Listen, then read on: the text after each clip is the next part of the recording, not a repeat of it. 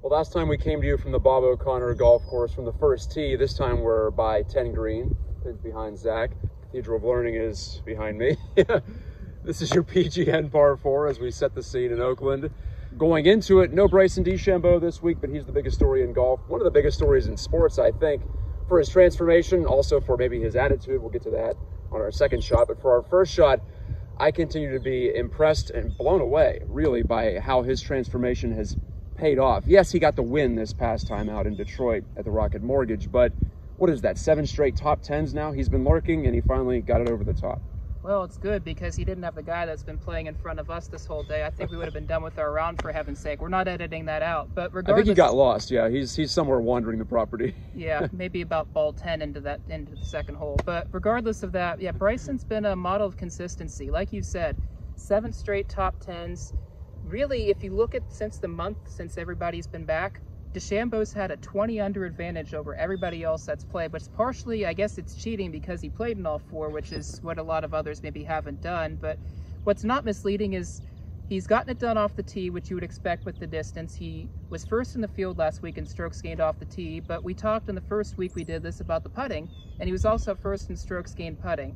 So clearly, it's the iron play that is the only thing that's really kept him out of the winner's circle heading into this weekend. He tried to give it back a little bit to Matt Wolff towards the end there on the par 5, which on paper should have been his advantage given his advantages off the tee throughout the week. But what DeChambeau is able to do is he's able to tune out the noise, whether it's from others or whether it's self-inflicted, and he's able to get it done on the golf course. His final rounds and most of his wins are not really the most remarkable things, but he's plotted his way around the course. He's found ways to get victories, and I think when you win, you become comfortable and familiar, but you also want to break through, and Bryson still has to break through. He hasn't won that major yet, and I know a couple people kind of were saying to me on Twitter, why are you saying finally? And I think the finally is really a young Bryson thing. Bryson's a young guy. He's 26, 27. He's frustrated. He wants to get in the winner's circle. He has all the game to do so. Bovada certainly feels like he is. He's now favored in every single major that's on the calendar at this point. They're quick to armchair quarterback, and Bryson DeChambeau reminds me a lot of Mo Norman in a lot of respects. He has his quirks, he had his idiosyncrasies, but he finds a way to get it done on the golf course, and he does it his way. It's not the most conventional way all the time, but it gets the job done. And for Bryson, maybe more so than Mo Norman, it's translated into wins, but Mo Norman was always considered the oddball, and I know we're getting into DeChambeau's idiosyncrasies in the next part, but it's a very similar comparable to Bryson, and Bryson's able to get it done, and for his respect for what his background was, Mo Norman was able to do the same. Yeah, good comparison with Mo Norman from north of the border, from Canada, from back in the day, too. Similar swing as well. He didn't cock the wrist very much, very one plane going back, not a lot of moving parts outside of the rapid unleashing of, well, that power in DeChambeau's case. He's changed the game in that most courses he plays now are par 68, par 67, and I think maybe what could turn some people off about his playing style is he's hitting it so darn long, it doesn't look that impressive. He's not nailing these heroic approach shots, save for 18 on Sunday, but he's hitting about 67% of fairways, 2/3, while also hitting it about 30 or 40 yards longer than he used to. So it's definitely a game of which we are not familiar. Let's go to that second shot now and talk about the personality. Let's talk about specifically, Zach, those terrible comments on Saturday about how Bryson felt that the cameraman for CBS shouldn't have followed him that closely after he hit a poor shot out of a bunker because he might damage the brand. For me, it's wrong in 2 ways, because number one, it's not the cameraman's job to decide what to shoot and what not to shoot. The producer will make that decision for him. He's being a journalist in that spot, and that's appropriate. Also, though, I think I would be more willing to relate, more easily relatable would be Bryson if he were showing us some of that emotion, which he has in the past. So the fact that Bryson DeChambeau doesn't want the attention goes against everything that he has done. He gathers attention for single length clubs, which I think is another reason why this transformation helps, because it does less damage on his back, which I think is a huge thing. So you have that. You obviously have the hat, which of course is very on brand.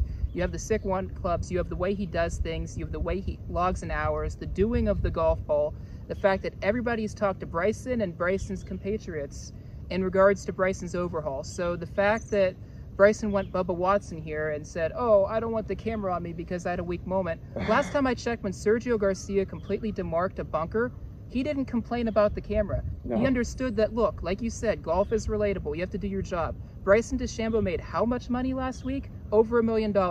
That cameraman made how much money for doing his job? During a pandemic where journalistic jobs are on the rise? Yeah, sorry, Bryson. Absolutely no one feels sorry for you. And really, with the way you've tamed the course, you're not really relatable to the average golf fan right now. So the matter of fact is, shut up, do your job, stick to what works for you, inside the ropes, maybe not as much inside the head, speed it up, keep moving, next shot. You had a weak moment, it just so happened to get captured on video. That's their job. You wanted this attention, you brought it on yourself, you're in the lead, you're gonna get caught being vulnerable. That's just the way the game is, and if you can't get over that, well then enjoy the fines and enjoy the sensitivity training. 21st century, bud, sorry. Well, I think it's ironic because he's a guy who clearly, or at least it seems like he doesn't care what people think, and then all of a sudden he's concerned about that. CBS is not an arm of the PGA Tour, even though they may treat it with kid gloves, and yet, like you said, they're a rights holder, they're a partner, so it's not pure journalism, it's not exactly that, but you can't expect the cameras to just shut off when you're doing something that you might regret further on down the line. So I guess just for him, process those things in your mind before you say them, like you process so many bits of information on the golf course before you hit your shot. All right, third shot for us, Zach, and I brought it up at the top. Muirfield Village will host back-to-back PGA Tour events, but it was looking like it was going to be a very different two events. In this case, just the setup's going to be different for the Workday Charity Open, maybe a little bit easier than what it typically is for the Memorial at Jack's Place. But we were looking at 20% capacity for fans at the Memorial, not this week coming up, but next week. As it turns out, Governor Mike DeWine, PGA Tour Commissioner Jay Monahan have all decided to nix that. It's going to be just like every other event that we've seen so far. What do you think about that move, and what do you think about the fact that they had to backtrack? I always thought it was a little premature to say, yeah, we're definitely going to have fans. I don't think it was premature. I think it was ambitious. I think given how the scope of things were going, I think that people were of the understanding that the first phase, at least as far as they were concerned, was winding down.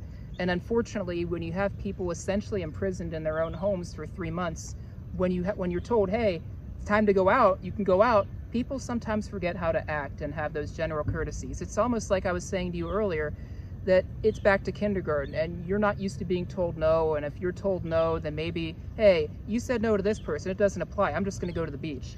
And that in lies the PSA. That's part of the problem right now, and that's exactly why this event is still happening but without fans. It's a shame personally because I myself would like to go down there, and I did apply for credentials, but Memorial-wise, really it's not going to look too different from the casual eye. The holes are still going to look the same. The difference is going to be probably the greens are a little slower the first week. The rough is cut up a little bit. It's not as penalizing if you hit it in the rough, where Memorial's typically a second shot golf course where you want to get your shot in the fairway or at least in the right direction where you have a good shot at the flag. There's some holes where you kind of can't do that. It's a course really where it's kind of like here actually, where you don't really want to hit the driver too much. It's a lot of guys that are first timers, you'll hear the Memorial fans muttering, shouldn't a driver, he hasn't been here before. So that's really what to expect from Memorial. You'll see some guys double up, some stars are kind of resting up. The question mark, of course, is whether Tiger Woods is going to tee it up next week, which I think as long as he feels safe, I think it's without a question that Memorial, he's a creature of habit. There's no doubt that the only thing that would hold him back is pandemic. But I give credit to Dan Sullivan, the tournament chair of the Memorial, who's in charge of the Memorial. I think Jack Nicklaus gets a lot of credit, rightfully so, because it's his course, it's his Memorial. But behind the scenes, Dan Sullivan's had to do one tournament, he's had to plan, and now he's had to add a second tournament because of everything going on with TPC Deer Run in Illinois. So, and unfortunately with this announcement, you're probably thinking, Ryder Cup's is probably looking like next year. Olympics already got pushed. I don't think you see any fans for anything, and it leads to college sports as well. What's the future with that? But in terms of golf, they made the right decision. Was it overdue? Maybe, but you have to wait and see. And with numbers on the rise pretty much everywhere, a lot of golfers Florida, Texas based, those numbers are humongous.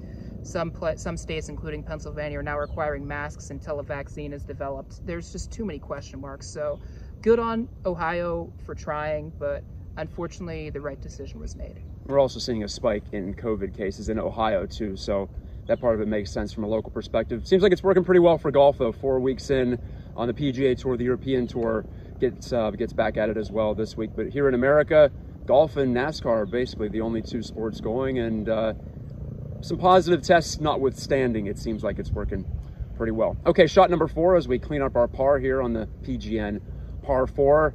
A fun one, Zach, because we think about Ohio and you think about some PGA Tour events in the past. No longer a PGA event at Firestone in Akron, unfortunately, but a Memorial and Dublin, Ohio is not that bad of a drive from here, maybe about 3 hours. 3.5. If you make a stop, it could be a little bit more than that. What do you think could be a possibility for Pittsburgh in the future to get a tour event back in at least Western Pennsylvania? We used to have the tournament at Nemacolin Woodlands, the 84 Lumber. Used to be the SEI Pennsylvania Classic that would bounce back and forth between Western and Eastern PA. Why do you think we haven't been able to lock one down? Because it seems like it's still a pretty good, pretty healthy golf market. Because Oakmont hasn't stepped up to the plate. Yeah, I think good luck getting the members to agree on that. Good luck getting the members to agree with that. I mean, the way you look at it, Fox Chapel had the Constellation Senior Players for 3 years. Then they moved to neutral site, different site for sponsor, different site to sponsor, different site to sponsor, different site to sponsor, and now they're firmly locked in Akron for the second, I believe, of 3 or 4 years now. So you have that factor. You have the Milan Classic was at South Point.